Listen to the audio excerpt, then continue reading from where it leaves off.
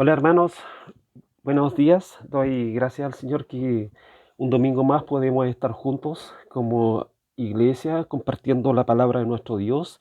Y hemos estado durante estas últimas semanas viendo una serie de parábolas donde el Señor le está enseñando a sus discípulos verdades acerca de su reino, verdades espirituales, verdades que hablan de cómo ellos tienen que estar atentos y ver que ellos son parte también de su reino y cómo el Señor les enseña de una forma tan simple y tan básica, digámoslo, historias tan profundas de estas verdades acerca del reino de nuestro Dios.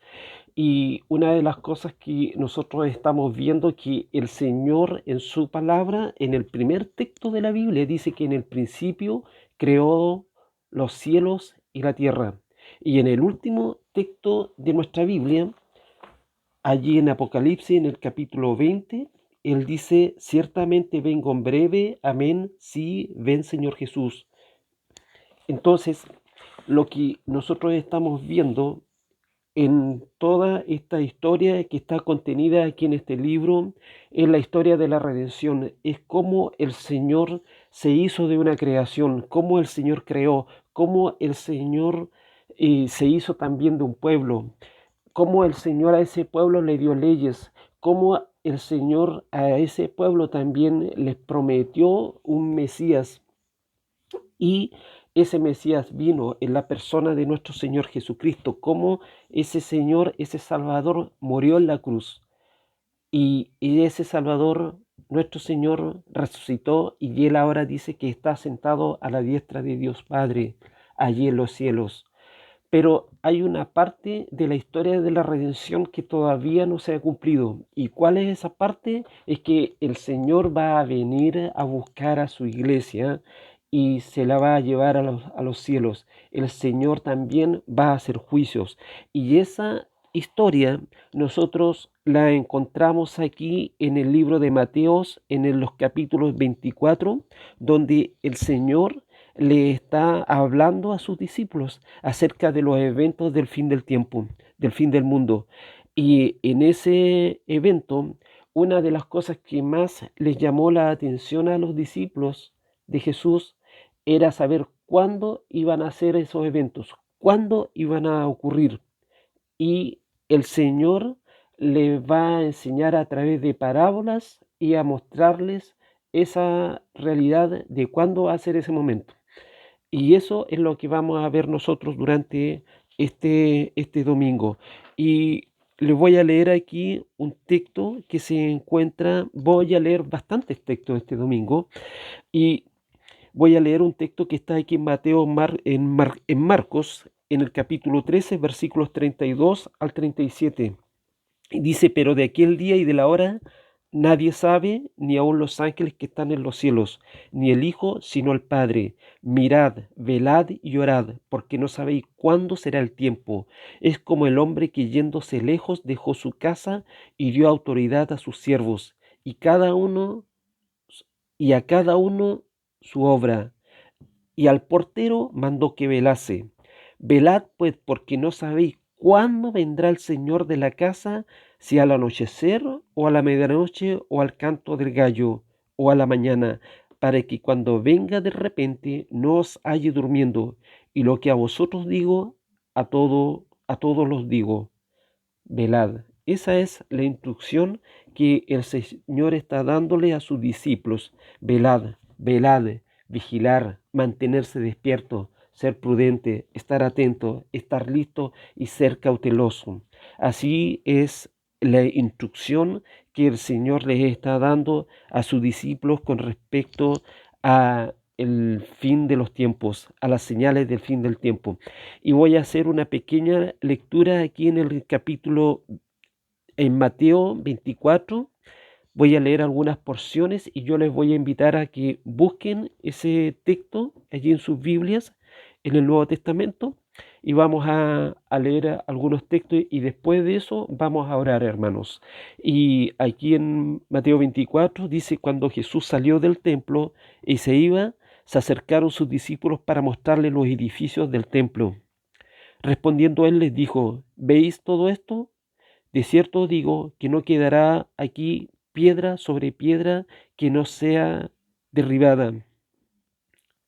Wow, el Señor le está diciendo que va a haber un juicio sobre ese lugar que ellos tanto admiraban, que era un lugar que finalmente el pueblo de Israel terminó adorando. En vez de adorar a su Dios, terminaron adorando el edificio. Y el Señor le está diciendo que no iba a quedar piedra sobre ese lugar.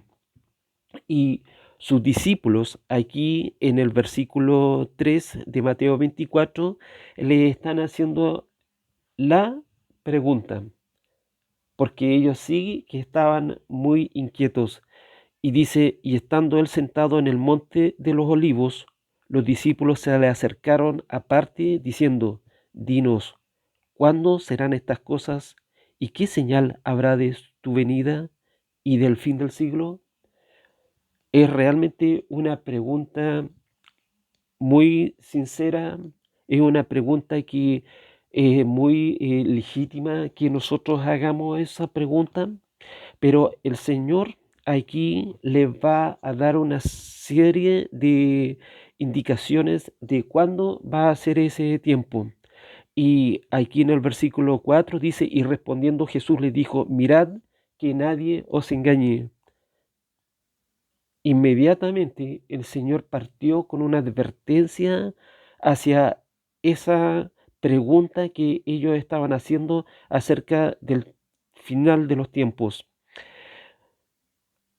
Porque vendrán, dice, muchos en mi nombre diciendo: yo soy el Cristo, y a muchos engañarán. Y oiréis, dice, de guerra y rumores de guerra. Mirad que no os turbéis, porque es necesario que todo esto acontezca, pero aún no es el fin. Porque se levantará nación contra nación y reino contra reino, y habrá pestes y hambres y terremotos en diferentes lugares. Y todo esto será principio de dolores. Entonces os entregarán a tribulación y os matarán, y seréis aborrecidos de todas las gentes por causa de mi nombre. Muchos tropezarán entonces y se entregarán unos a otros, y unos a otros se aborrecerán. Y muchos falsos profetas se levantarán y engañarán a muchos. Y por haberse multiplicado la maldad, el amor de muchos se enfriará. Mas el que persevere hasta el fin, éste será salvo. Y el versículo 14 dice aquí: y será predicado este evangelio del reino en todo el mundo para testimonio a todas las naciones. Entonces vendrá el fin. Siguiendo en esta lectura, en el versículo 29, dice: en el discurso del Monte de los Olivos. Acuérdense que el Señor también, allí en Mateos capítulo 5, 6 y 7, está el Sermón del Monte. Y aquí tenemos otro sermón. Son sermones muy, muy claves en la enseñanza del Señor. Y en este sermón de los olivos, el Señor les está enseñando esto acerca de los eventos del futuro. El versículo 29 dice: e inmediatamente después de la tribulación de aquellos días, el sol se oscurecerá y la luna no dará su resplandor, y las estrellas caerán del cielo y las potencias de los cielos serán conmovidas. Versículo 30. Entonces aparecerá la señal del Hijo del Hombre en el cielo, y entonces lamentarán todas las tribus de la tierra y verán al Hijo del Hombre viniendo sobre las nubes del cielo con poder y gran gloria. Y enviará a sus ángeles con gran voz de trompeta, y juntarán a sus escogidos de los cuatro vientos, desde un extremo del cielo hasta el otro. Versículo 35 dice: el cielo y la tierra pasarán, pero mis palabras no pasarán. Pero del día y la hora nadie sabe, ni aun los ángeles de los cielos, sino solo mi Padre. Mas como en los días de Noé, así será la venida del Hijo del Hombre. Porque como en los días antes del diluvio estaban comiendo y bebiendo, casándose y dándose en casamiento hasta el día en que Noé entró en el arca, y no entendieron hasta que vino el diluvio y los llevó a todos. Así será también la venida del Hijo del Hombre. Entonces estarán dos en el campo, el uno será tomado y el otro será dejado. Dos mujeres estarán moliendo en un molino, la una será tomada y la otra será dejada. ¿Cuál es la instrucción que está dando el Señor aquí en este discurso? Versículo 42 dice: velad pues, porque no sabéis a qué hora ha de venir vuestro Señor. Pero sabed esto, que si el padre de familia supiese a qué hora el ladrón había de venir, velaría y no dejaría minar su casa. Por tanto, también vosotros estad preparados, porque el Hijo del Hombre vendrá a la hora que no pensáis. Esa es lo que el Señor le estaba enseñando a sus discípulos. Le estaba enseñando estas verdades de los eventos del futuro que en teología se llama la escatología, de lo que va a suceder al final de los últimos tiempos. Pero ¿sabes qué? Que el Señor es maravilloso, porque Él, toda esta verdad que es tan compleja, se la va a enseñar en simple. Y se la va a enseñar en simple a través de lo que nosotros vamos a ver, no en este domingo, pero sí en los domingos a continuación, vamos a ver tres parábolas, hermanos. La parábola de los dos siervos que están aquí en el versículo del 45 al 51, la parábola de las 10 vírgenes y la parábola de los talentos. Cada una de estas parábolas el Señor les quiere enseñar lo que anteriormente les dijo acerca de los eventos del fin del tiempo. Y se los va a enseñar en simple. Y yo espero también en este domingo enseñárselas en simple, que entendamos estas verdades espirituales, que entendamos que el Señor quiere que nosotros también estemos velando, que el Señor lo que Él quiere que nosotros estemos vigilando, que nos mantengamos despiertos, que también seamos prudentes, que estemos atentos, que estemos listos a este evento. El Señor viene a buscar a su iglesia. ¿Y cómo quiere que esté su iglesia? Bueno, el Señor quiere que su novia esté blanca y resplandeciente. Quiere que su novia sea una novia fiel, una novia que está hermoseándose, una novia que está ocupada en mostrarse bella, hermosa para su esposo. Y eso es lo que el Señor nos quiere enseñar a través de estas parábolas que vamos a ver este domingo. Vamos a ver la de los siervos, ¿no es cierto? Después vamos a ver la de las vírgenes y también vamos a ver la de los talentos. Entonces, Mateo lleva su narración del ministerio de enseñanza formal de Jesús a su fin con este discurso, el discurso del Monte de los Olivos. Aquí Jesús, sentado en la cima del Monte de los Olivos, habla en privado a sus discípulos más cercanos acerca de su segunda venida, respondiendo sus preguntas acerca ¿qué señal habrá de tu venida y del fin del siglo? Esa era la gran pregunta que ellos estaban haciendo. ¿Cuándo serán estas cosas? ¿Y qué señal habrá de tu venida y del fin del siglo? Vamos a orar. Padre Santo, ayúdanos para entender estas verdades, porque queremos ser bendecidos, Señor. Y queremos, Señor, estar apercibidos de estas verdades para que de esta forma, Señor, nos podamos conducir, Señor, con más temor, Señor, con un mayor anhelo, un mayor deseo, Señor, de esperar, Señor, tu reencuentro contigo, Señor. Padre, ayúdanos que esta enseñanza bíblica, esta enseñanza espiritual sea una realidad constante en nuestras vidas, que siempre estemos pensando que tú vienes, Señor, a buscar a tu iglesia y que nosotros cada día, Señor, estemos velando, nos estemos preparando, Señor, para esta verdad, para esta realidad a la cual tu iglesia se va a enfrentar en cualquier momento, Señor. Padre, gracias, Señor, te damos por esta enseñanza y ayúdanos, Señor. Te lo pido todo esto a través de nuestro Señor y Salvador Jesucristo. Amén y amén.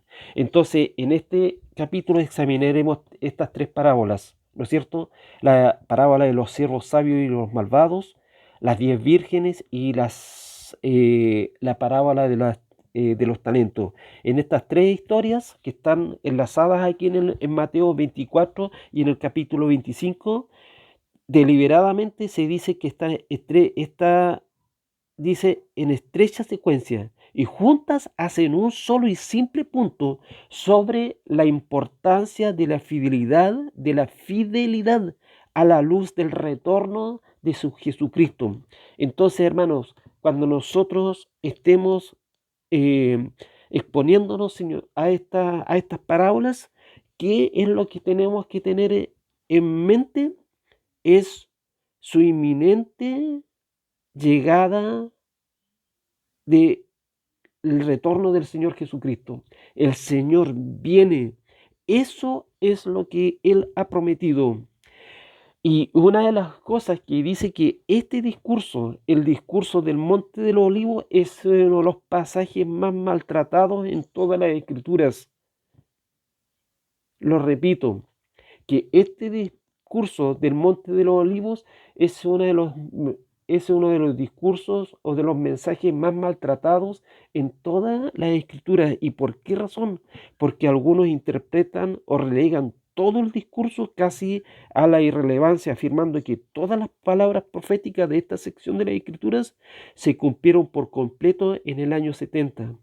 ¿Qué ocurrió en el año 70? Bueno, allí ocurrió que los soldados romanos, el ejército romano, saquearon y destruyeron el templo judío. Entonces, ¿qué dicen? Que todas estas cosas que relata aquí Jesús, esto ya pasó, ¿no es cierto? Y un discurso que es totalmente irrelevante. También en el extremo opuesto están los que parecen pensar que el periódico de hoy es la clave para entender el discurso del Monte de los Olivos. Bueno, esta semana hubo un terremoto en Turquía y el Señor dice que van a haber, dice aquí en el versículo 7, dice, porque se levantará nación contra nación, muchas guerras, muchos conflictos, reino contra reino. Eso nosotros lo estamos viendo en vivo y en directo en nuestra realidad que estamos viviendo. Y habrá, dice, pestes y hambre y terremotos en diferentes lugares. Entonces, ¿qué dice aquí? Que las personas, dice, están en este extremo, que es expuestos, dice, a lo que parece pensar que el periódico de hoy es la clave para entender el discurso del Monte de los Olivos. Ellos recorren las noticias diariamente de guerra y rumores de guerra, hambre, pestilencia y terremoto en diferentes lugares, y señales y prodigios en los cielos, u otros ecos de este pasaje. Por supuesto, ellos no dejan de descubrir nuevos informes que parecen encajar en este pasaje. Algunos parecen pensar que todo el discurso es un amplio rompecabezas con un código que da una respuesta oculta a la pregunta de los discípulos. ¿Cuándo serán estas cosas? Casi cada década hay algún falso profeta surge y afirma que ha descubierto exactamente cuándo volverá el Señor. Lo hemos visto, los adventistas, ellos decían que en tal fecha, en tal lugar y en tal monte iba a venir el Señor y se iba a llevar a la iglesia. Entonces siempre estamos escuchando que el año 2023 va a venir el Señor y se va a llevar a la iglesia. ¿Y qué es lo que está diciendo el Señor? El Señor está diciendo que eso está solamente en la potestad del Padre. No obstante, Jesús niega enfáticamente la posibilidad de tal conocimiento, pero del día y la hora nadie sabe, ni aun los ángeles de los cielos, sino solo mi Padre. De hecho, Jesús repite esto en varias ocasiones en el discurso del Monte de los Olivos. Mateo 24:42 dice, no sabéis a qué hora ha de venir vuestro Señor. Y en el versículo 44 dice, el Hijo del Hombre vendrá a la hora que no penséis. Versículo 50, el Señor de aquel siervo en día en que este no espera. O en el 25:13 dice, no sabéis el día ni la hora en que el Hijo del Hombre ha de venir.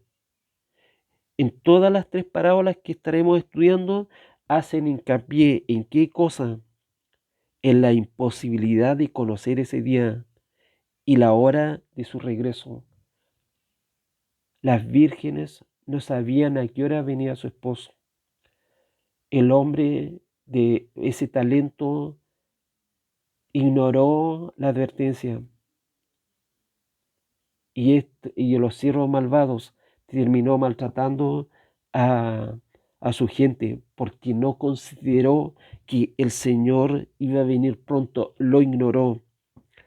Entonces, lo que estamos viendo aquí, que en estas historias de las parábolas, el Señor enseña deliberadamente, dice, en otras palabras, Jesús deliberadamente dejó sin respuesta la pregunta de los discípulos sobre el calendario de acontecimientos que rodearían su venida. No dejó lugar para la especulación ni el sensacionalismo. Por otra parte, el proceso de delinear los problemas más graves de los últimos días, les dijo a sus discípulos, miráis que no os turbéis, allí en Mateos 24:6. Entonces, pregunta, ¿cuál es entonces el asunto principal de este discurso de el sermón de allí en el Monte de los Olivos? La respuesta es simple y es obvia. Es una exhortación extendida de Cristo a sus discípulos, exhortándolos a ser fieles hasta que Él vuelva. En lugar de responder a la pregunta sobre el momento de su retorno, les dice estas parábolas, esta enseñanza, la historia de dos siervos. Eso es lo que vamos a ver en esta ocasión, aquí en Mateo 24, 45 al 51. ¿Y qué dice la palabra de nuestro Dios? Dice aquí en Mateo 24, hermanos, versículos 45 al 51, dice, ¿quién es pues el siervo fiel y prudente, el cual puso a su señor sobre su casa para que les dé el alimento a tiempo? Bienaventurado aquel siervo al cual repito de nuevo, dice, bienaventurado aquel siervo al cual cuando su señor venga le haya haciendo así. De cierto digo que sobre todos sus bienes le pondrá, pero si aquel siervo malo dijere en su corazón, mi señor tarda en venir, y comenzare a golpear a sus consiervos, y aun a comer y a beber con los borrachos, vendrá el señor de aquel siervo en día que éste no espera, y a la hora que no sabe. ¿Y qué va a pasar con ese hombre malvado que ignoró que su señor venía? Dice, y lo castigará duramente y pondrá su parte con los hipócritas. Allí será el lloro y el crujir de dientes. ¿No es cierto? Aquí nosotros encontramos un contraste entre los dos servidores. Siempre el Señor pone contrastes extremos. El siervo fiel y prudente entiende que la ausencia del Señor en realidad aumentaba la carga de responsabilidad sobre él. Tenía que trabajar más duro y ser más consciente que nunca, porque sabía que al final tendría que rendir cuentas, ya sea que el Señor regresara temprano o tarde. Este siervo fiel quería encontrarse cumpliendo con paciencia sus deberes, pero el siervo malo vio la ausencia del maestro como una oportunidad para irse de fiesta.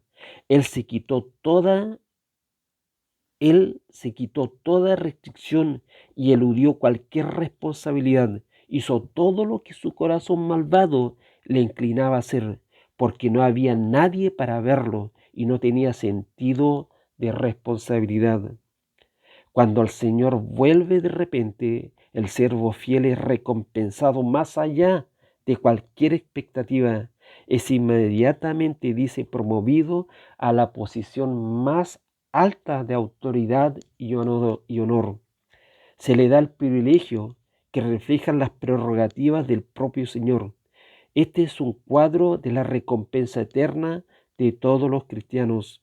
Y vamos a ver allí en 2 de Timoteo 2:12, que dice la palabra de nuestro Dios. En 2 de Timoteo 2:12 dice, si sufrimos, también reinaremos con Él. Si le negáremos, Él también nos negará. Y en Romanos 8:17 dice que nosotros vamos a ser coherederos con Jesucristo y serán glorificados juntamente con Él. Eso está en Romanos 8:17. Y en Apocalipsis 3:21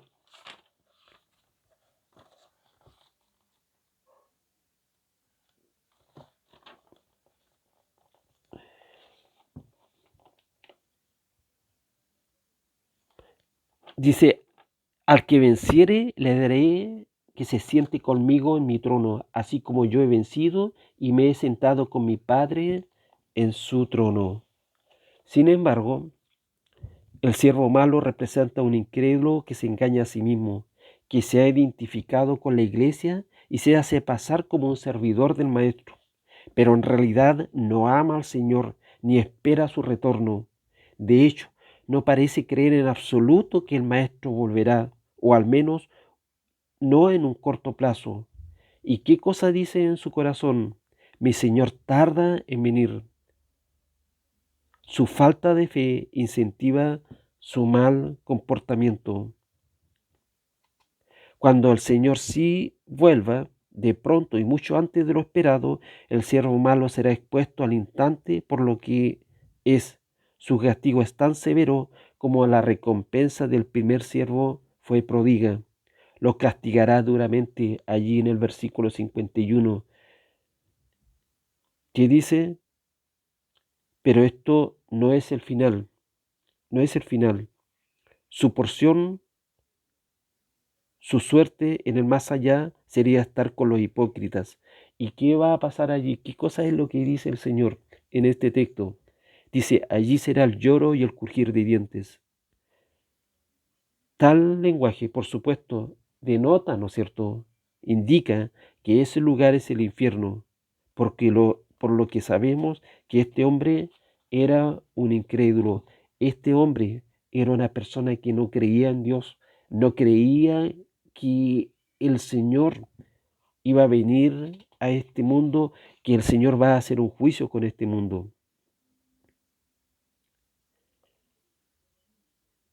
También la expresión el lloro y el crujir de dientes era familiar para los discípulos, porque Jesús lo había utilizado muchas veces para describir el dolor sin fin y el lamento agónico de las almas en el infierno. Bueno, eso está en Mateo 8:12. El Señor muchas veces utilizó el lloro y el crujir de dientes. ¿Para qué? Para enseñarles acerca de que hay una realidad eterna y que esa realidad es el infierno. La actitud cínica del siervo malo al regreso de su amo es un emblema del rango de incredulidad. Dice, el que no cree ya ha sido condenado, ahí en Juan 3:18. Esto demuestra lo grave que es el pecado de burlarse de la promesa del retorno de Cristo. Y vamos allí a 2 de Pedro 3.